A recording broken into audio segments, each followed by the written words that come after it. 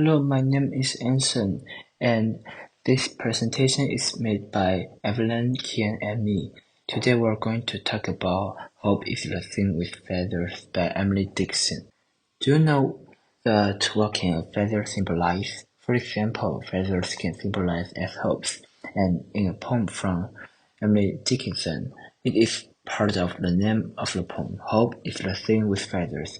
We'll show you some details and interesting ideas about the poem. And let us read a poem for you first. Hope is a thing with feathers that perches in the soul, and sings the tune without the words. It never stops at all. And sweetest in the gale is heard, and sore must be the storm that could abash the little bird that kept so many warm.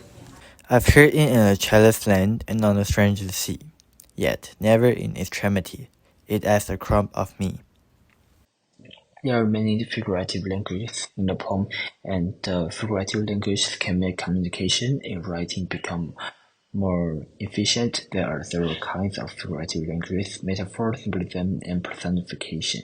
Different types of figurative language can contribute to writing in a variety of ways. Emily Dickinson is a poet of Hope is a Thing with Feathers. Dickinson was an idealistic person. She preferred to be alone or have a communication or discussion with a small group of people. And she liked to listen to other people's opinions rather than sharing her perspective. Susan, Dickinson's sister-in-law, was dedicated to at least 11 of poems from Dickinson. Scholars found there was a romantic relationship between Dickinson and Susan. Dickinson also declared 10 poems for the people who had the same idea with her to read. Dickinson was a poet in the 19th century in America. Emily had been through the American Civil War. She wrote a lot of poems during the war period. Now we're going to talk about the purpose and central ideas. The purpose of Emily Dickinson to write Hope is the Thing with Feathers was to remind people never stop or give up hoping. The central idea of this poem is that hope will appear everywhere, even in hard times of people's life, and people should keep hoping. There are three parts of the poem, and both three parts have many figurative language inside them. For instance, there is a metaphor that changes hope into feathers, and the purpose of it is to symbolize the warmth and protection of hope. In the poem, Dickinson continually mentioned feathers and birds. She expressed the features of hope into these two words. The whole purpose of this poem is to persuade and convince people to keep hoping. The metaphor here helps to express what kind of feeling hoping can bring to people in a more efficient way by giving relevant items. And let me give you some more details about the first four parts of the poem. And hope is a thing with feathers. It uses this metaphor to change hope into feathers, and first symbolize warmth and protection. The other one to tell that hope can protect people and bring them warmth. That purchase in the soul. The word purchase is used to express that hope is inside people's soul, which means everyone has a hope inside their mind.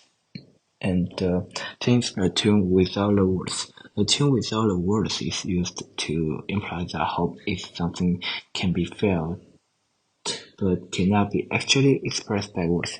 And never stop at all. The never stop here means to never stop having hopes. And sweetest in a gale is heard. This sentence used gale to contrast with sweet, and is symbolized as in a bad environment, people will have the most hopes.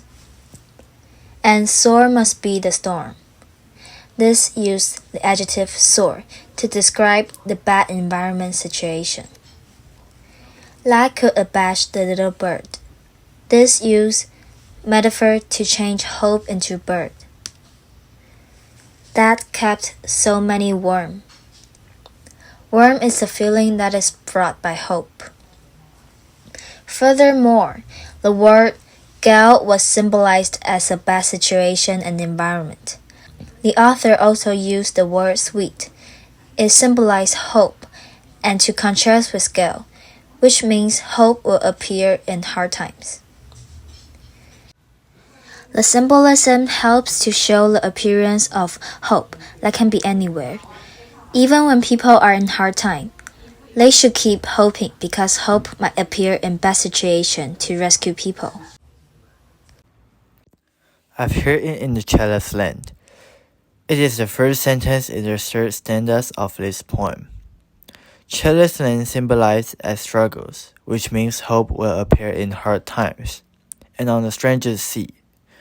Stranger's Sea symbolized as a place that people are unfamiliar with, which means that hope will appear in the place people are unfamiliar with. Yet, never in extremity. It means people will never stop hoping, and hope will always appear. It asks a crumb of me. Crumb is a kind of food for birds, and because birds symbolize as hope, and means hope will never ask for any payback, so people should hope once they need. And here's the writing analysis. The tone of the poem is to keep telling the benefit of having hope, and everyone should have hope because hope can warm people. The poem keeps using a lot of figurative language to tell and describe the function and benefits of hoping. There will be a well-chosen word in the poem because it successfully shows the feeling hope gives to people and makes the feeling become more figurative, and feather was added into a component of the name of the poem. And there are predominant uses of figurative language in the poem. Most of the figurative language in the poem are metaphor and symbolism. The figurative language affects the impression of hoping because by using those figurative language, Dickinson made the word hope become more figurative and clearer. People can know it is beneficial to hope and do not have to give any payback for hoping. Dickinson used assonance as a sound device in the poem. There are many words starting from the sound of E. For example, I have heard it in the Chalice Land. Assonance helps the rhythm of the poem become better, and audiences will have a deeper impression of the poem due to the better tone. In conclusion, figurative languages contributed a lot to this poem, and Dickinson was good at using several types of figurative languages and including symbolism. Those literary devices help to express the perspective and point of view that Dickinson wanted to tell. This poem will not be so famous if there are no figurative languages in this poem, and which help people to have a better understanding.